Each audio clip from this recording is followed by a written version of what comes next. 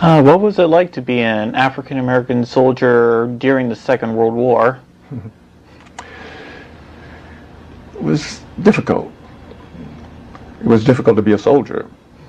It's tough when you're 18 and going into the Army and they're trying to give you all these new things and working you and saying yes sir and trying to follow authority which you didn't have before. That was tough, but then to be black and in a racist society. We were sent down to Georgia, a battalion of black soldiers with white officers sent down to Georgia, Mississippi, Texas, Louisiana, and Arkansas. And I experienced what it is to have your identity taken. I was everything but a good soldier. I wasn't good enough. They call you all kinds of names, the N-word and everything else. I talk about this when I give my talk, so you'll hear it. But I went into Macon, Georgia, and it was a hot summer day, and I got thirsty after seeing the town, and I went over to the water fountain. I made a mistake. A fellow grabbed me and said, "You don't drink here." And I looked at him like he was crazy. And he said, "You see the sign?" And I looked up, and the sign says "for white only." And he pointed to another sign further down that was for people of color.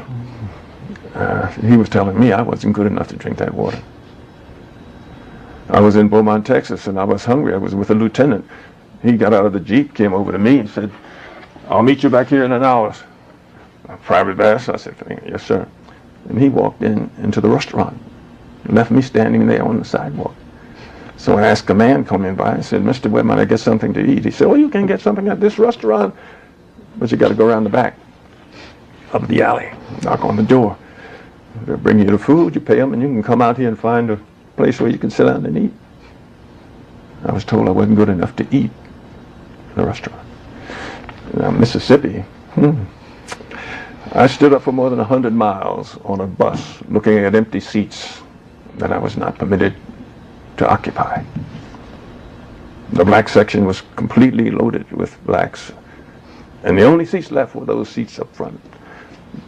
But I was dressed in my uniform. I'd taken an oath, I'm going to defend all these people.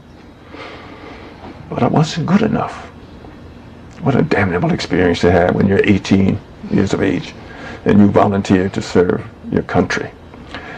Well, that's when I came to the conclusion that I could not accept this. I was not going to let anybody take my identity. I'm not going to let anyone make me feel that I deserve what they're telling me I should be and do. So it was a struggle when I was in the Army to rise above that.